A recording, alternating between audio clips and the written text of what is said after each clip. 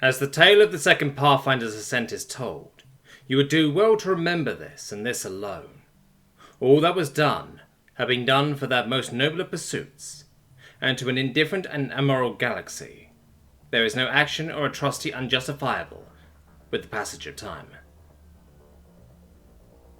Relir, Sol, Forgotten Eon.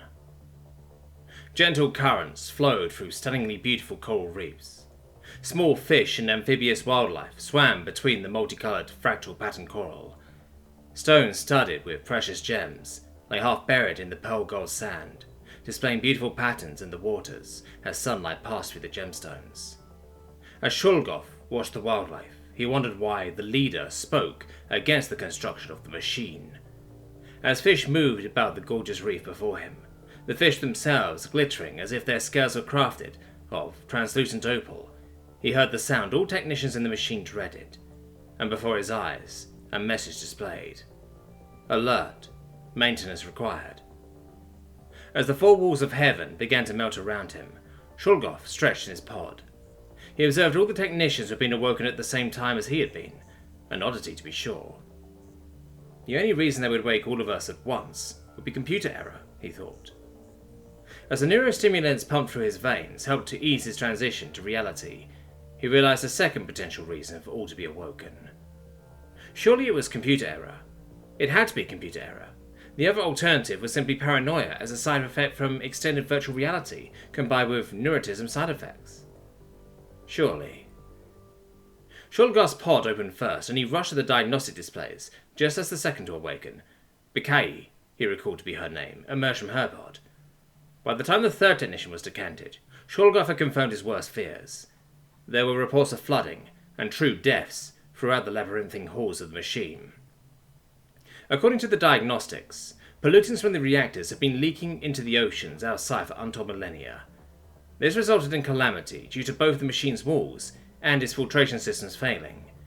The filtration failures had the highly acidic and radioactive waters from beyond pumping through the life support and eventually the veins of countless sleepers. Nearly every chamber had reported this, with a few exceptions rapidly approaching the same fate. The once great oceans of Relir had become little more than radioactive sludge with sodium chloride mixed in. Shulgov stepped away from the displays in horror, just as the remainder of the technician team began to see the horrid news for themselves. He could tell, just by their eyes, they were coming to the same conclusion he had with the aid of the neurostims. The damage was far beyond the capabilities of the scant few of those awake to handle, and likely would require permanent decommissioning of the machine. Worse, even if they could somehow stop further damage from occurring and evacuate those two alive, he had no idea how the planet itself could be saved. Many questions raced through the mind of Shulgov, and likely every other technician who had read the report. Among the more prudent were the questions of, why had they not been awoken sooner? How could this have been missed in the calculations when the machine was first constructed? And of course, what do we do now? An answer to the last question was put forward by Migyu, the smallest of the technicians tasked with maintaining the vents. We should awaken the Dreamer and the Leader. Their chambers had not been affected as of yet. If you awaken the Leader, all in the machine will be awoken, Bikai retorted. It was his condition that be a failsafe when the machine was first constructed.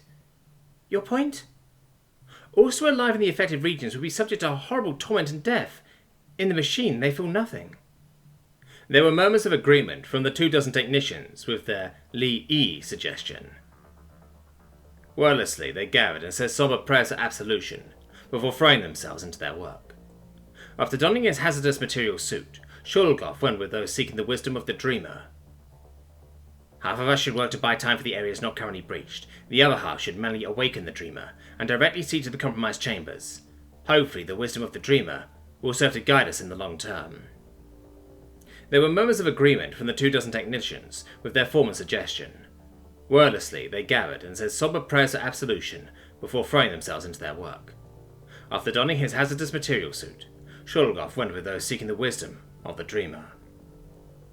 It would take some time before they made it to his chambers, and Shulgov took the chance to gaze through the windows to the ocean beyond. Gone were the beauties of the deep. Instead he saw a graveyard. Megafauna skeletons, decayed husks of what were once gorgeous plants, water tainted and radioactive. Shulgov doubted anything could survive in that sludge. It appeared with their building of heaven, they had created hell.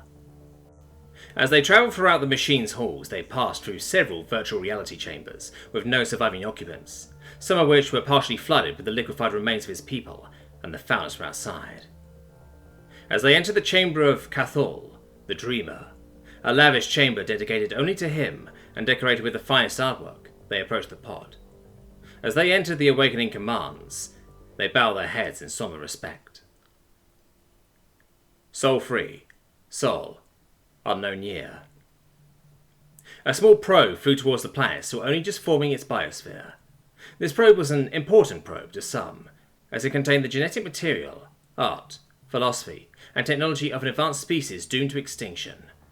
This device would, ideally, build at least some legacy upon the world it flew towards. As it entered the planet's atmosphere, it flew to the ocean landing site. As it passed a mountain range, however, something went horribly wrong.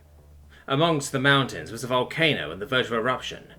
As the probe passed it by, it spewed forth the guts and blood of the world beneath, and finally forced it off course. The probe embedded into a mountainside, releasing a small trickle of spring water as it punctured a reservoir. Perhaps one day the message within would be read by someone, but it was unlikely. The message read, "Our people sought to escape the great purgatory by constructing heaven. We succeeded.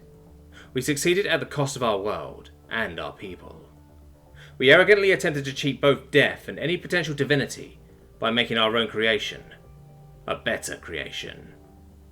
Reality assumed we no longer had need of our true world any longer, and conspired to eradicate us for our hubris. We send this probe in hopes our species, or another, may learn from our mistakes and thrive with this cash. We have left all the knowledge our people had ever acquired in this probe, and the devices to utilize the storage medium, and teach our language and ways as per hypothetical first contact protocols. Do better than we did, and learn from our mistakes." Terra. Sol. Neolithic Age. Grug shivered in the cutting winds as he made his way back to the caves. Today's hunt had brought him far from home, yet he was ultimately successful. The boar over his shoulders, now providing welcome warmth, put up both a good fight and a long chase before finally surrendering to its fate. Thunder had sounded earlier, and the light rain had begun on his trip back, and the frigid winds themselves were so strong they caused a small avalanche. There was a mighty storm coming. As he walked along the side of the river, he noticed something in the distance, partially sunken and buried in the muck. It was large, and appeared to shine with a limited light piercing the clouds in the heavens. He approached it with curiosity and caution. As he reached the object, he noticed it was made of a sleek, greyish material, unlike any stone he had ever seen before. Placing his kill on the ground for a moment, he picked up a stick and proceeded to poke the object. When it did not react to poking, he began to more thoroughly inspect it. His inspection revealed a part which could be opened, and he enthusiastically set to work prying it fully apart. Grug saw strange, shiny objects and clear stone tubes, as well as small, shiny black squares. Had he the words and concepts to do so, he would describe what was inside as a stasis pod, apparently containing various specimens of plants and multiple tubes of what must have been genetic material for animals. With such ideas, he would also have noticed the data chips and small drones, as well as the inscription on the inside of the hatch, written in a language long dead. Grug could not understand what lay before him, and so he began to dismantle it piece by piece out of curiosity. Grug discovered many things shiny and strange. He tore through all the objects in the strange rock, throwing aside what he could not see a use for, or tearing apart machines and seed vaults alike, for useful parts or visual beauty. He collected a small few shiny treasures in his pouch, and hoisted his boar. It was growing much too cold to satiate his curiosity further. As Grug walked, a sky spark came down from the heavens and struck before him. He dropped his boar in shock before realizing what had happened, and saw a fallen tree burning with beautiful flame before him. He was lucky. Perhaps if he had not been curious, he would have perished by way of heavenly wrath. He picked up his boar and a nearby stick without, and poked the fire. When it did not react with hostility, Grug waved the stick around in it for a time, impressed by the patterns. He stopped when he noticed his stick had caught fire, and he dropped it in panic. He briefly examined the flames sputtering out in the damp mud. He watched the flames for a brief moment, as they were pretty. He then moved on to his tribe's temporary village with his bounty of boar and various shiny objects. The rain had gotten much heavier, and the skies constantly rumbled with thunder.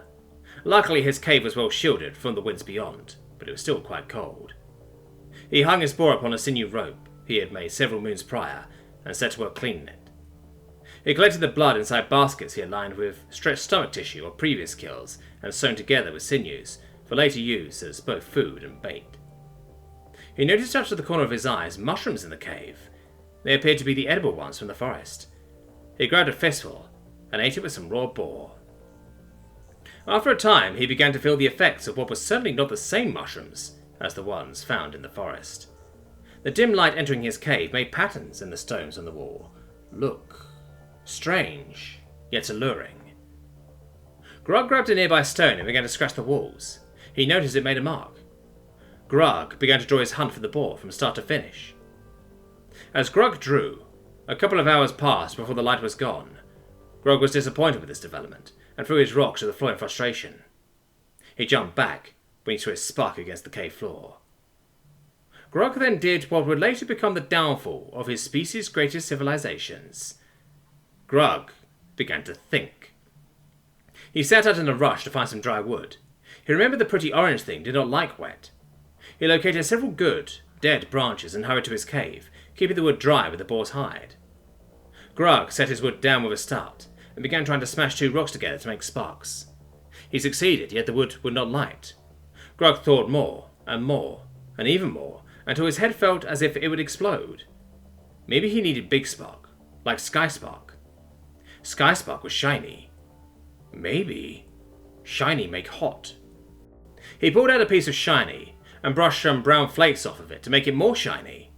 He then took the shiniest black rock he had and began to strike them together. Some dead and dried leaves that had been protected from the rain, first by thick foliage and then by the hide from Grug's boar, caught the sparks. With a mighty whoosh, the fire spread. "Whoosh," said Grug.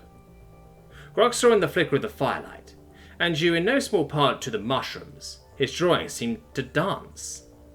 Grug ate more of the tasty mushrooms and began to dance with the drawings.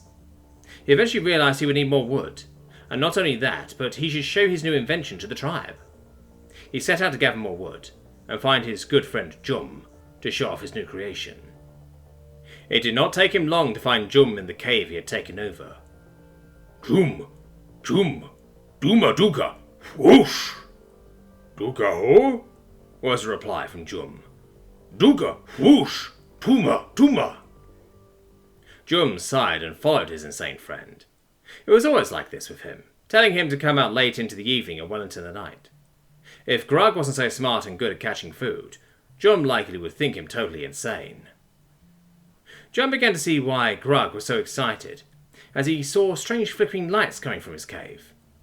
Grug hurriedly dropped the wood somewhere safe and far from the whoosh, and added another piece before gathering more mushrooms. "Uk, Shuma, Trunduma," Grug said, as he offered a fistful of mushrooms to Jum, who was staring in bewilderment at the fire, or whoosh as he knew it. Jum took the mushrooms without looking away from the fire. "Gug, Duga, whoosh? Whoosh hurt, whoosh goom." Grug and Jum sat by the fire for some time, and Jum began to feel the effects of the mushrooms kick in. He watched the walls dance, and danced and sung the time away, occasionally stopping to eat more mushrooms and pork belly that Grug put on the fire to experiment. He was quite satisfied with the invention of bacon, as was Jum. "Brunga hurt, gahungas," said Grug, while he held his hands far from his chest, moving them back and forth slightly. "Gahungas goom, baduka ungunkund, hinda goom, baduka." The argument between Gahunkas, or Badukas, carried on well into the night. Eventually, equally frustrated with each other refusing to budge on the issue, they decided to solve the problem with experimentation using the scientific method. Or they would have, had they the concept of the scientific method and experimentation for the purpose of research. They gathered their finest furs and bacon, and set out to find Brunga and Hinda. It did not take much convincing after they demonstrated the power of Fush through bacon, and they four spent the entire moon in Grug's cave, trying to end the argument once and for all. Well, from a Darwinian perspective, they succeeded. From a philosophical perspective, the results were inconclusive. D space, year unknown. An asteroid, as old as creation, aimlessly drifted through space along the same path it had been on since it first formed from stellar dust. At this particular point in its path, however, that would change. The asteroid's path brought it near some star's gravitational pull. The star in question was entirely unimpressive, and nothing of particular note ever happened within its gravity well, except for an unimportant asteroid entering on the slingshot trajectory. As the asteroid slung and shot its way around the star, its path changed. It was now on a direct course for an unassuming solar system with a red dwarf star. This entirely common star held an entirely uncommon feature, being a planet sporting sentient, albeit primitive, life. After millennia of travel, the asteroid entered the system and continued on course for the fourth planet from the star. When it arrived at its destination, it struck the moon of the planet like the fist of a wrathful god. Lloyd Hammond's star yacht, Sol, 3664, 06, 17. As the recording ended, Daniel lay back in his seat dumbfounded at what he had heard. The rather confusing and emotionally discordant message raised more questions than it had answered. What the hell is the space rock? What the hell is that man a doctor of? Perhaps most important of all, just what the hell is a science harness? Would you please just tell me what the hell is going on? Daniel had a heartbeat to realise what he had said and to whom it had been directed. Before he could react, Hammond simply gave a slight smile and pressed another button beneath the desk. Instead of fiery doom in the heart of an incinerator, a deck of cards was raised from the table before Daniel. Don't worry, he has that effect on everyone. Frankly, I'm amazed someone more meth than man is capable of doing the things he does, but, well, he does them. Hammond gestured to the cards. Do you know how to shuffle? Daniel was taken slightly off guard by this question before he replied, yes, why? I find playing a card game while having what's sure to be a long conversation helps cognitively. Well, any game really, but cards are more interesting than chess in my humble opinion. As Daniel shuffled the cards, several stacks of poker chips valued greater black appeared before him and Hammond. I assume I'm dealing? You assume correctly. Blackjack, you know how to play it? Daniel simply nodded as Hammond threw 5,000 into the pot. Daniel called, and before dealing asked, Casino rules, or are you holding your hand? Vegas Casino. Faces are 10s, aces 1 or 11. Dealer hits the 17. Now, what burning questions do you have? Daniel dealt and thought for a moment. There were many questions, far too many. As he dealt Hammond the 5 of clubs and the 3 of diamonds, he dealt himself the 7 of spades and showed the 10 of hearts. Daniel thought for a moment and stated, I'm not sure where to start, to be honest. I think a short history lesson would be best then. Do you know how this company started? Hammond tapped his knuckles on the table as he asked, and as indicated, Daniel dealt the King of Space to Hammond. You designed and implemented the DSU network, if I'm not mistaken. Hammond stood and claimed the pot before answering, while placing his next bet of 3,000. You are half right. A friend of mine and I worked together on designing the Dyson Swarm, but I handled the business aspects. When he figured out the design and implementation strategy, Applesoft offered us what they thought was an attractive deal. My friend unfortunately agreed with them. As Hammond was dealt the 10 of diamonds and the 4 of hearts, Daniel dealt himself the ace of clubs and the prince of spades. With a natural 21, Daniel collected his pot and redealt Hammond the ace of diamonds and the 5 of hearts after a bet of 4,000. Daniel showed the 4 of diamonds and hid the 5 of spades as Hammond resumed speaking. My friend and I argued for weeks about the offer. I kept trying to tell him we had our own gold mine and we would become the richest men alive if we played our cards right. I couldn't convince him, and our relationship quickly soured, until he issued an ultimatum. I didn't care for the consequences of refusing, but instead realised he couldn't be convinced through logic. He needed a demonstration. Hammond tapped his knuckles as he leaned back. As the 6 of clubs was dealt, he resumed and tapped again, resuming the 2 of spades before tapping once more for the 10 of spades and busting. Daniel was slowly feeling the fog of fatigue lift as he attempted to keep track of both the game and Hammond's speech.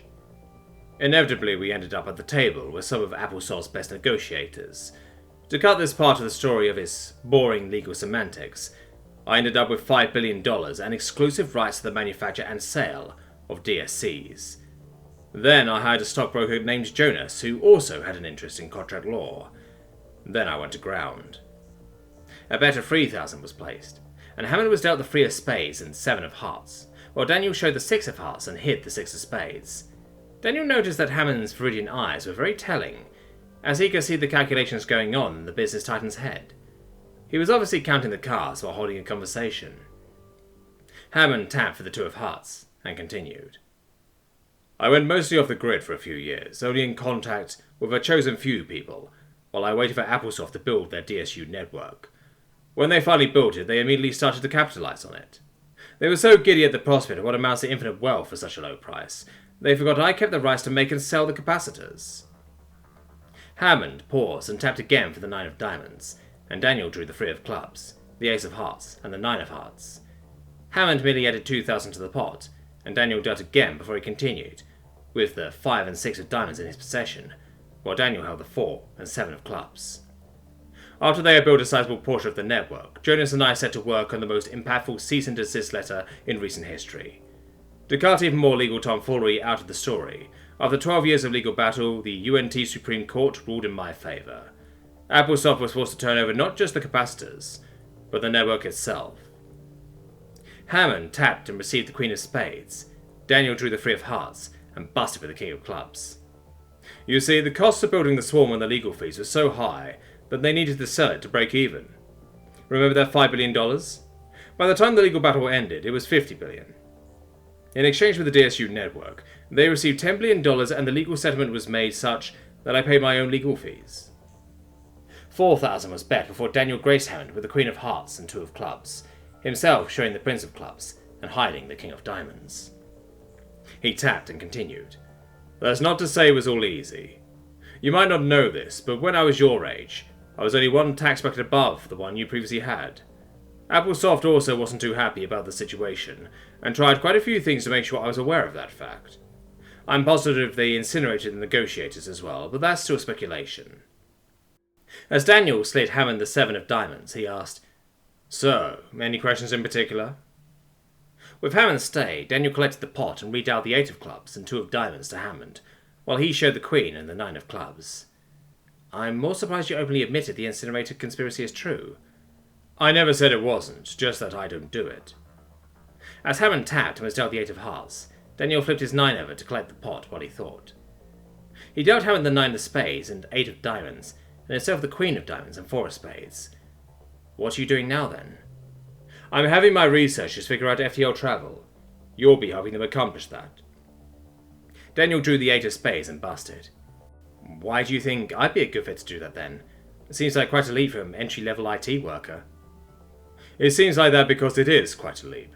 And like I said already, you match the psychological profile. You seem intelligent based on what the algorithms say, and you have every incentive to look the other way if things become dubious. All in, by the way. Daniel dealt Hammond the Prince of Diamonds and King of Hearts, and himself the Prince of Hearts and 10 of Clubs. None of that explains why you're doing this. You didn't ask. I'm planning to replace the current neo-democratic feudalism with something a little less ridiculous. Neo-democratic feudalism? Think of the banks as the central throne, the president of a merit bloc the prime minister, and private businesses as noble houses, and you'll be close enough to how everything functions on the highest levels of society. You're planning a coup? That's a word, certainly. Daniel sat back and processed this information for a moment. Somewhere in the back of his mind, he felt like he was forgetting something, and also realized Hammond had lulled him into a sense that he was speaking with an old friend. Seems like a bit of a risk, to put it lightly. Yes, it is. But think about it like this. We've been playing a game which inherently requires both luck and skill to succeed. I have a 20, and the dealer is showing a face. From the looks of it, I would be foolish to take another card. But none of us have a natural. You cannot have any card which is not valued at 10. Hammond tapped the table, and was dealt the ace of spades.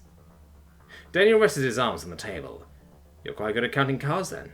Impressive, but hardly a sign of anything else. True, but while you and I were busy playing blackjack, you failed to notice Juan and Jonas assembling a missile behind you.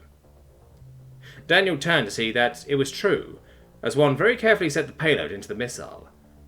And while you were busy confirming the existence of the missile, I pulled a gun. Daniel looked back to see a mastercrafted hard-ass pistol set on the table. Don't worry, it isn't loaded. It's just to make a point. Daniel thought for a brief moment before asking, "What did you mean by the people who know what's going on don't even know what's going on?" It's simple, really.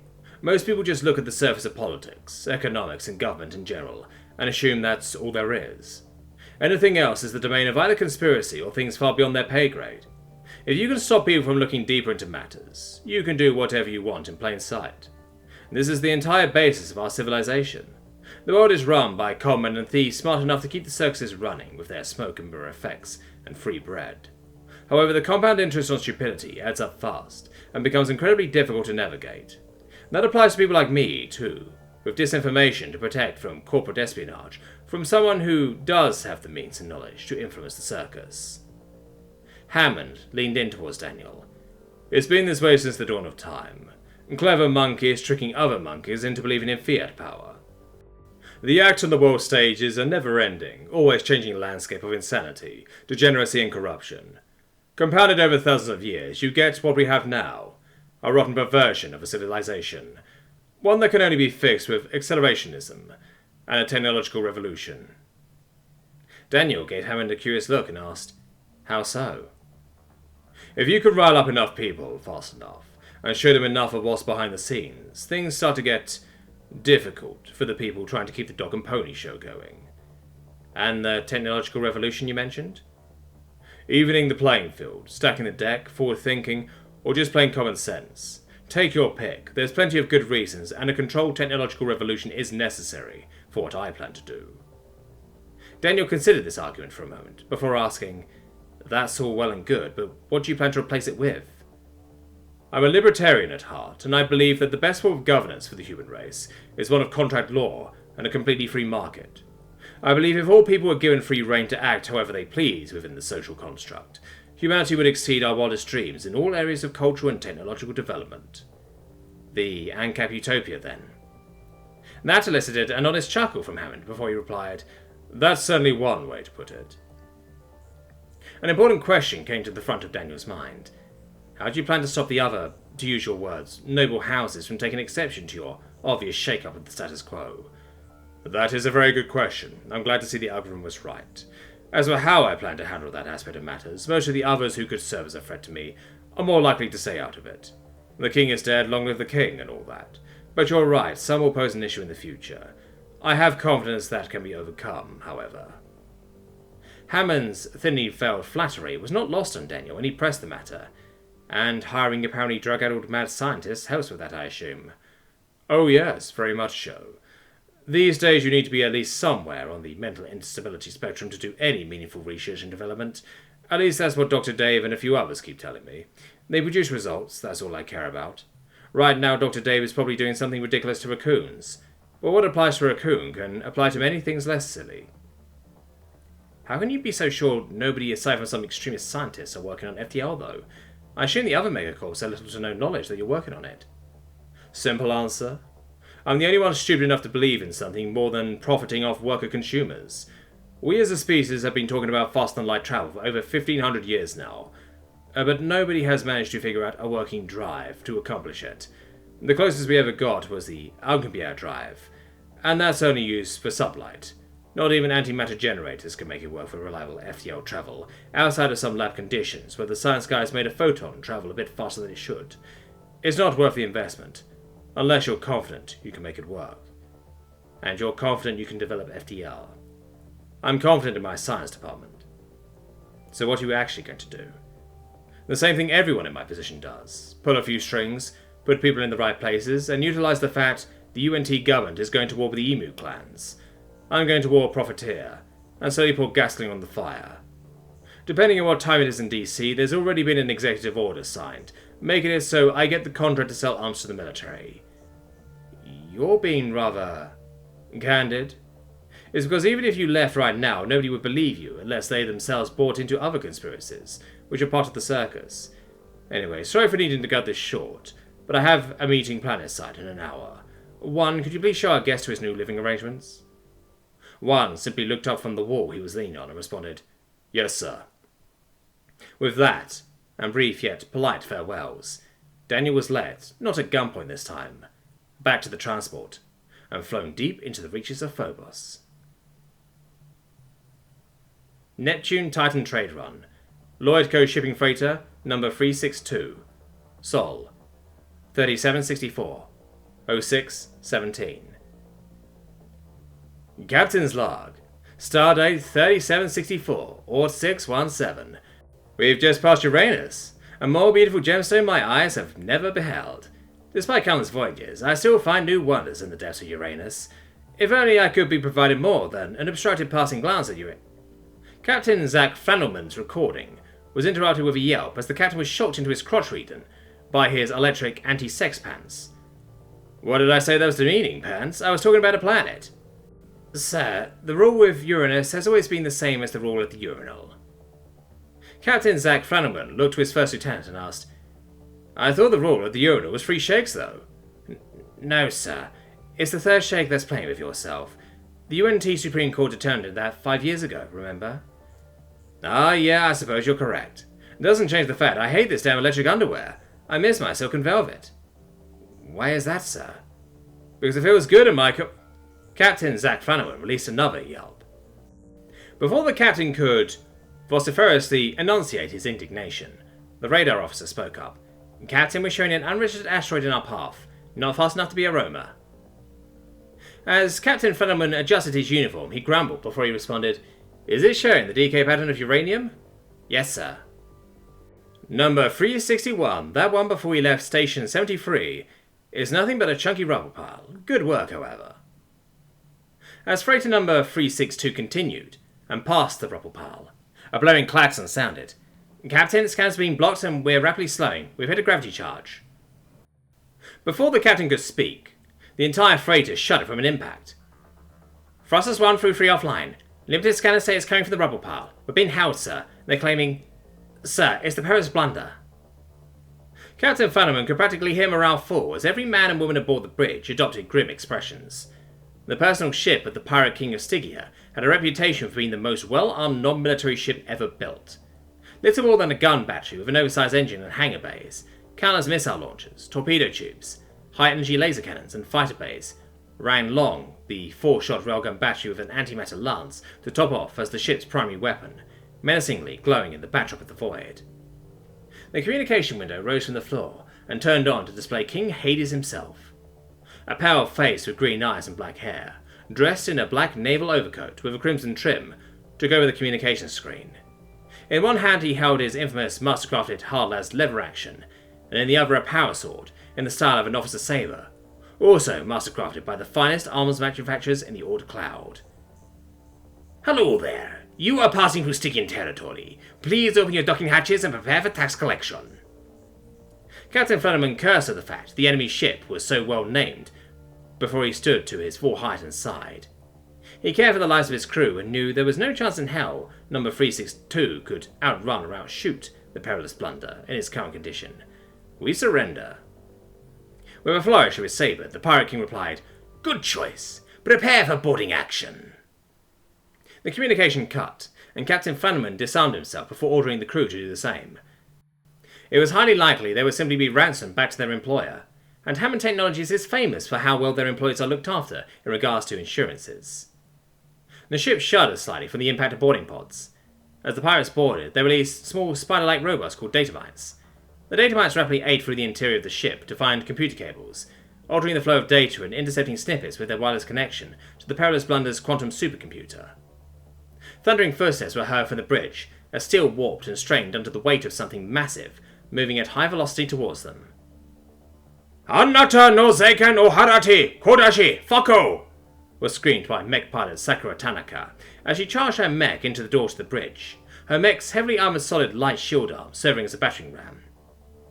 The lightly armoured door crumbled under the force of the mech, and it continued its charge for a few steps before stopping, as if it were on a hockey rink, causing sections of interior hull plating to warp and bend out of position. As the mech stopped, it brought to bear its 2 slag scatter cannons, fed by a smelter to fire semi-melted chunks of metallic space debris. Behind came heavily armed and armoured paramilitary goons, each carrying a replacement DSC for the mechanized spearhead. Behind them stood King Hades himself, brandishing his electromagnetic power saber and his short-barreled hardlass rifle. As the Buccaneers collected valuables from the crew, King Hades stepped forward. "Who's the captain here?" Captain Zach Fanneman stood up and managed to say, before his head was quite literally blown off by the force of a solid light projectile passing through it. Utilizing one fluid motion to flip cock his rifle, he asked again, "Who's the captain here?"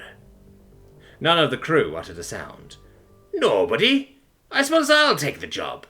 Tie up the captains and get us out of UNT space. You, and you, come with me to the cargo bays." As Captain Hades set out to the cargo hold, he saw there 3 particular crates amidst the coffee shipment. He found them, and as he opened them to inspect the merchandise, he whistled and laughed. Before him lay a crate of master-crafted weaponry, enough to arm 4 platoons of fighters, enough DSCs to power the perilous plunder for at least a week, and untraceable cold paper crypto wallets valued in the billions.